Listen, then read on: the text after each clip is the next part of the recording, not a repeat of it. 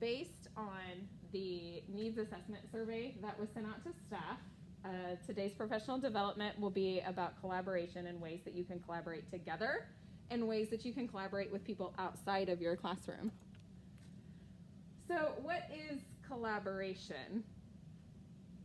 How would you think about how you would define collaboration? The Virtual Lab School defines collaboration as a dynamic process in which individuals come together and share their knowledge, experiences, resources, and strengths to promote growth and development. So there's a variety of ways that we can work together with people in our classrooms to collaborate and outside our classrooms to collaborate.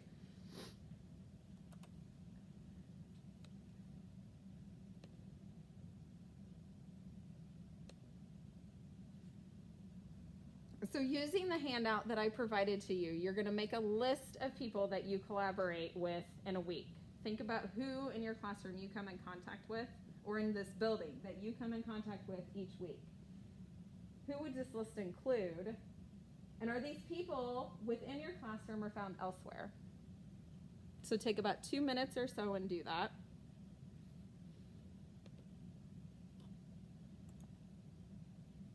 So we work with staff within our classroom every day. When you come to school, you work with your paraprofessionals that are in your room. Some of us have 2, some of us have 1. These are people that you work close with every day to meet your students' needs. Throughout planning and teaching process, the classroom staff create and implement quality educational experiences for our students. We share these ideas and resources, and we address goals, standards, and offer support. So we strive to provide that quality professional education, and this becomes a team effort, hence where it takes a village to comes in.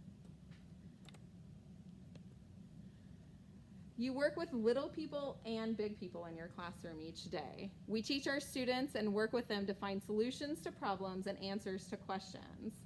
In essence, this is a form of collaboration. We also have staff in our classrooms that we work with. How do we work together with these staffs and adults to prepare or to provide good options for students? Paraprofessionals or individuals are an invaluable resource in our classroom. They offer support, they teach, they share the responsibilities within the walls of our room. So think about how you collaborate with your paras and the things that you do. Maybe as a teacher you do most of the planning, but does your para take over somewhere and do a small group?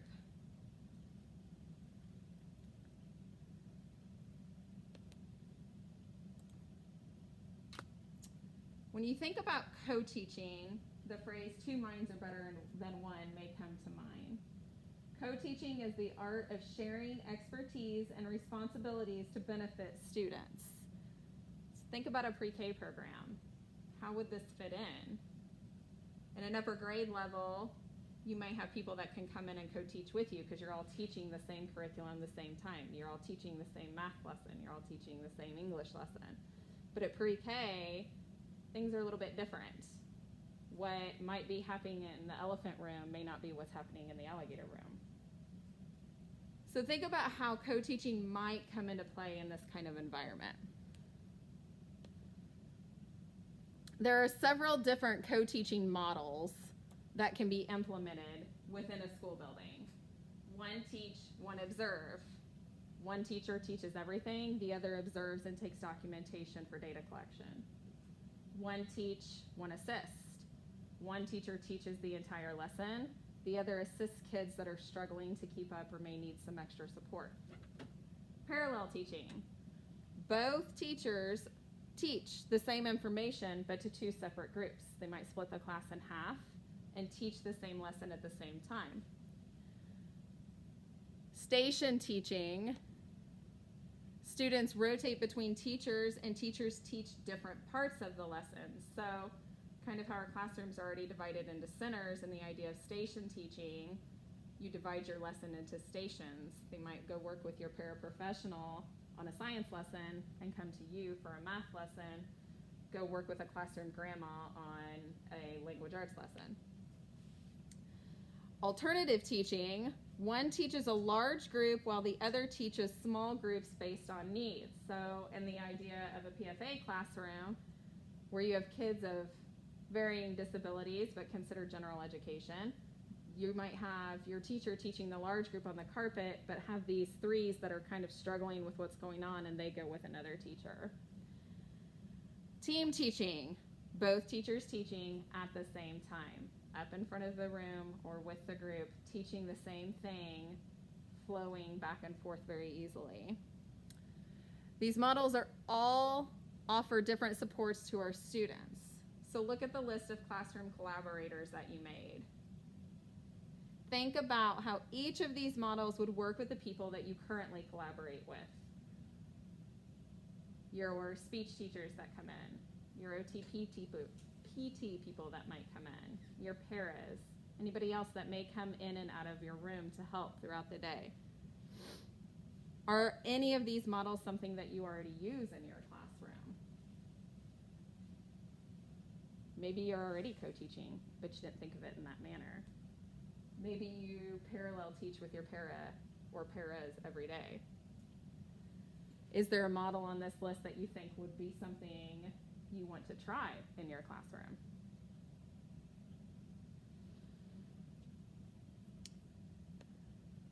Oh, the possibilities. Collaboration has endless possibilities in a classroom. So here's an example for you. You and your teacher neighbor are talking at lunch one day. You both come up with this fantastic idea that you want to implement in your classroom. Your kids are all interested in bugs, so you decide, hey, let's plan a bug lesson together. But that lesson spills over into weeks and weeks of lessons that you think might be doable in your room.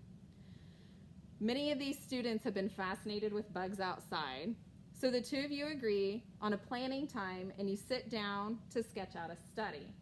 You've got lots of ideas that can be implemented.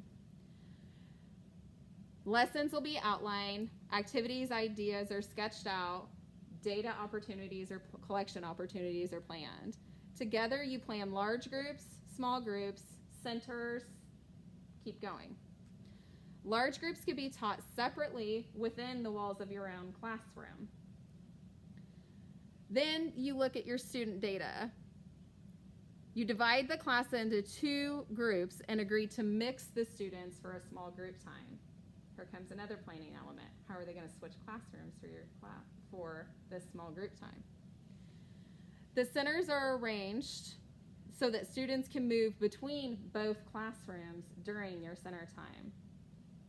So you're planning lessons, large group, small group, center activities. You're dividing up your responsibilities. Now you're going to mix your kids from your classrooms. Sounds a little daunting, but very possible. We're not talking crossing across the building, just across the hall.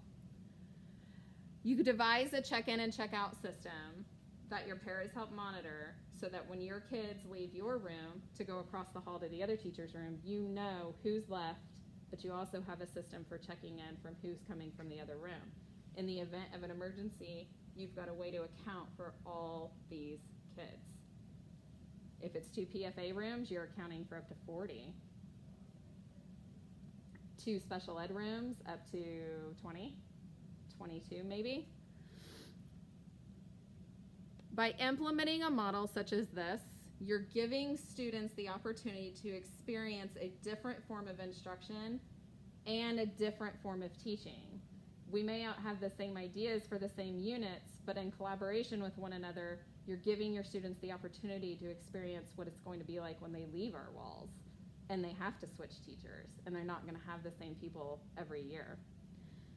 You're teaching and they're learning valuable social emotional skills. You're mixing an instructional room with a blended room or an instructional room with a PFA room.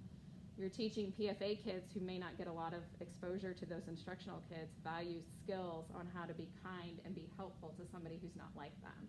But you're also showing your instructional kids where they can go on their own and with the help of somebody else. There's so many positives that could come from implementing collaboration within your classroom. Families are another source of collaboration for us.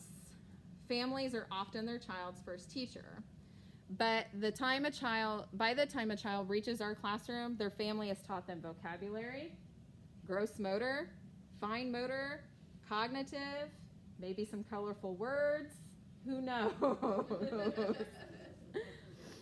By collaborating with families, we gain insight on how their children think and operate. We get that from those first interviews that we do with the kids at the beginning, or with the families and the kids at the beginning of the year.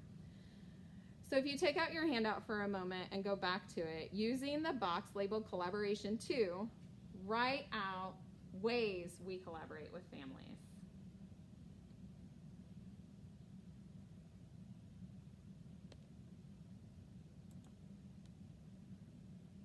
Wait, there's more.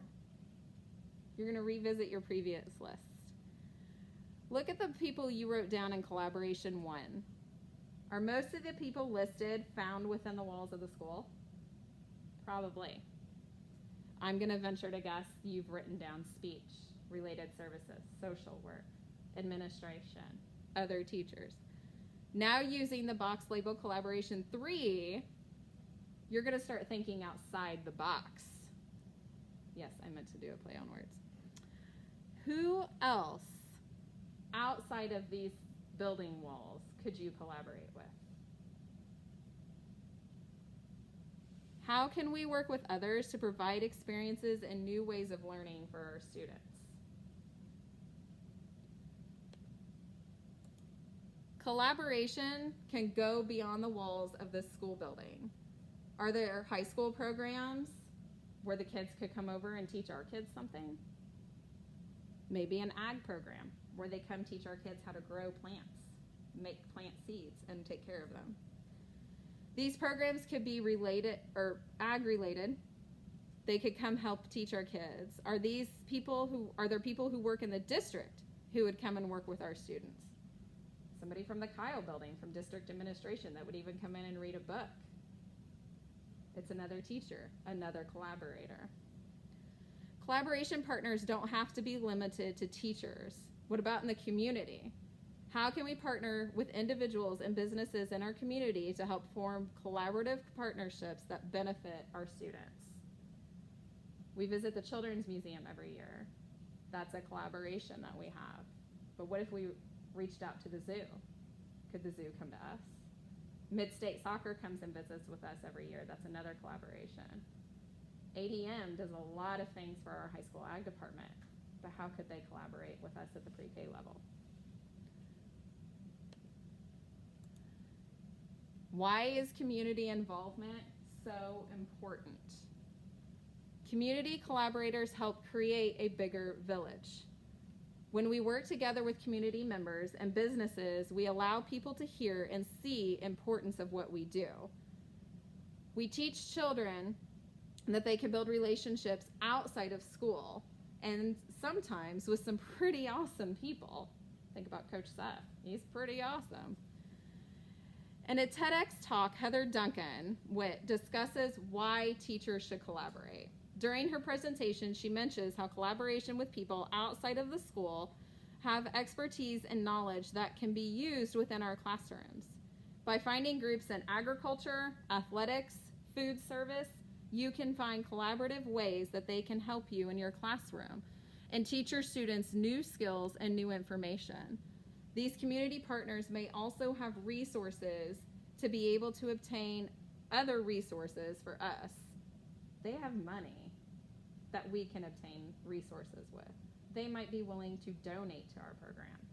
PNC Bank is a partner that we've had that's donated books and things in the past. It doesn't have to be monetary, though. Even their time to come in and hang out with these kids, see what we do, forms a partnership of support that helps build our program.